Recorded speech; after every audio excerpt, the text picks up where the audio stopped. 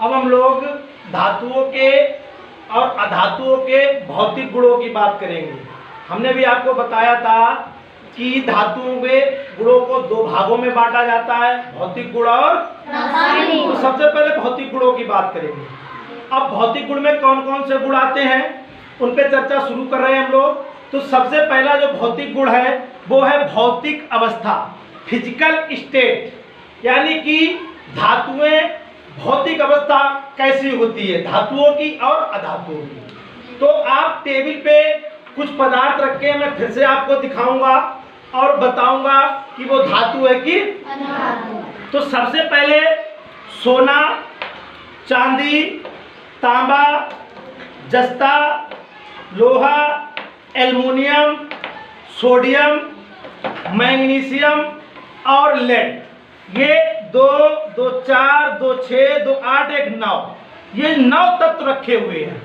हमने कहा कितने तत्व अभी तक खोजे गए हैं? 118। उन 118 में से 93 तत्व धातुएं हैं। उन 93 तत्वों जो धातु है उनमें से 9 यहाँ पे रखे हैं।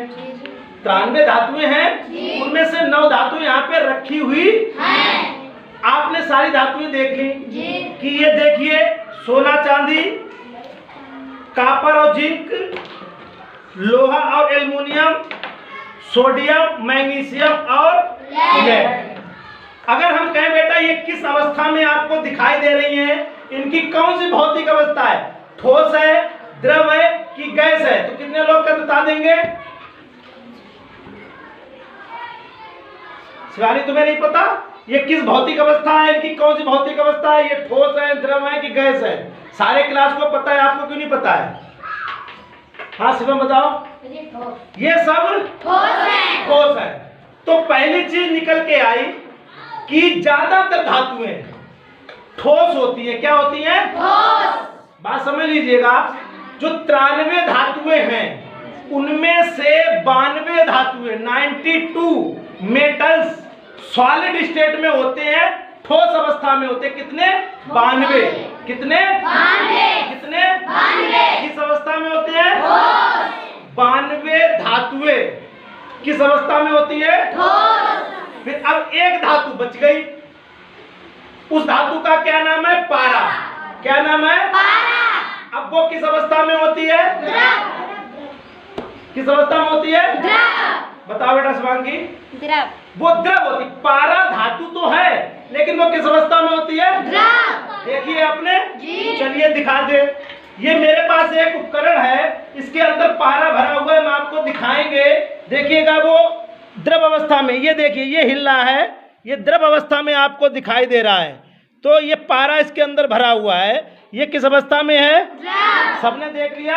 ये चमक वाली धातु आपको दिख रही है, ये देखिए। तो ये पारा भरा हुआ है, ये किस अवस्था में है? तो पारा धातु तो होती है लेकिन तो 93 धातुओं में से 92 धातुएं ठोस होती हैं। केवल एक धातु जिसका नाम पारा है, अंग्रेजी में मरकरी कहते हैं उसे, वो द्रव अवस्था में है। ये तो धातुओं की बात हो गई। अब अधातुओं की बात करते हैं। कितनी अधातुएं हमने बताई? कितनी अधातुएं होती हैं?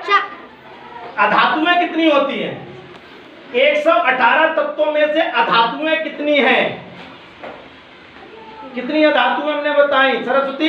18 अधातुएं होती हैं। 18 अधातुएं। अब 18 अधातुओं में से 13 अधातुएं गैस हैं।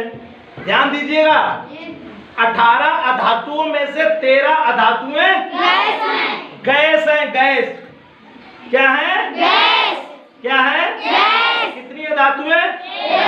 13। कितनी बची? 5। कितनी बची? 5। उसमें से एक अधातु द्रव है, एक अधातु द्रव है, उसका नाम ब्रोमीन है। उसका नाम ब्रोमीन है। तो बात समझिएगा, 18 अधातुओं में से 13 अधातुएं गैस है, एक अधातु द्रव है जिसका नाम ब्रोमीन है। अब बची 4 अधातुएं। कितनी बची? 4। कौन कौन सी? सबसे पहले कार्बन, उसके बाद आयोडीन, उसके बाद सल्फर गंधक, और उसके बाद सिलिका। ये देखिए सिलिका आज हम आपको दिखाएंगे।